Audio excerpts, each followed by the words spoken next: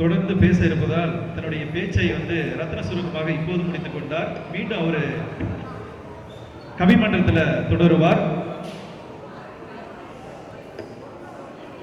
Sudha nursery பள்ளியினுடைய தாளாளர் திரு ஹரீஷ் பாபு அவர்களையும் வருக என வரவேற்று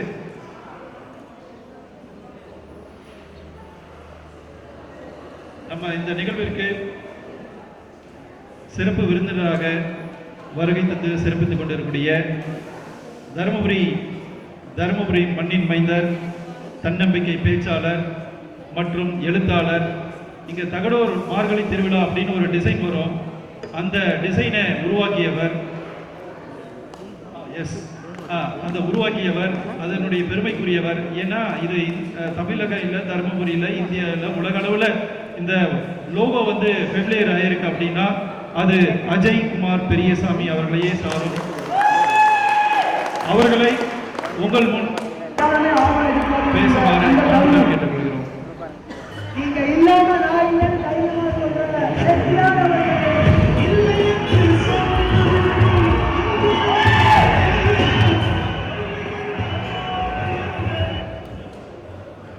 அன்பான நண்பர்களே, மதிப்பிற்குரிய விருந்தினர்கள் மற்றும் தமிழ் கலாச்சார அன்பர்களே, இந்த இனிய மாலை பொழுதில் உங்களுக்கு என் வணக்கங்களும் வாழ்த்துக்களும்.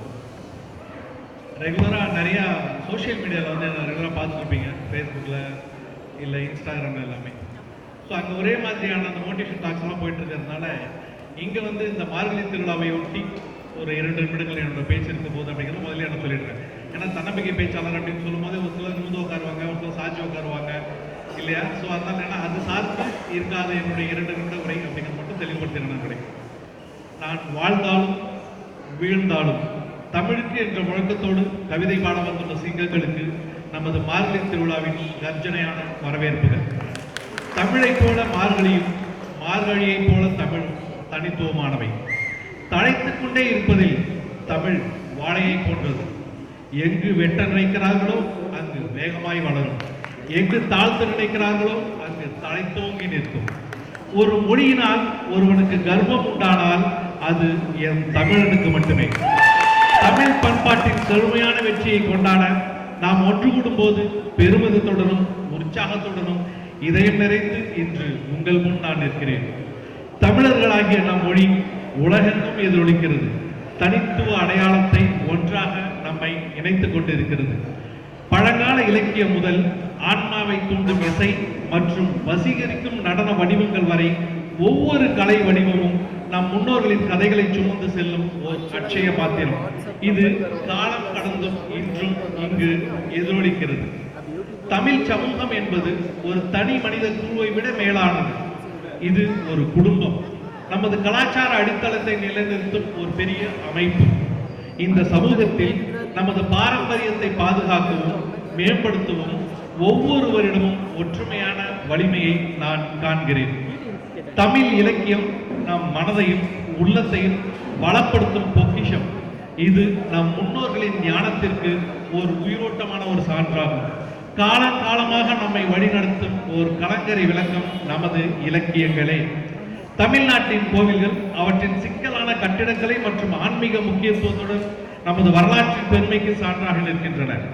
அவை வெறும் வழிபாட்டு தலங்கள் மட்டுமல்ல, நமது கலாச்சார பாரம்பரியத்திற்கு உயிர் மூச்சாக இருக்கும் வாழும் நினைவு சின்னங்கள் அவை. நம் முன்னோர்கள் இயற்கையோடு இயைந்து வாழ்ந்தவர்கள்.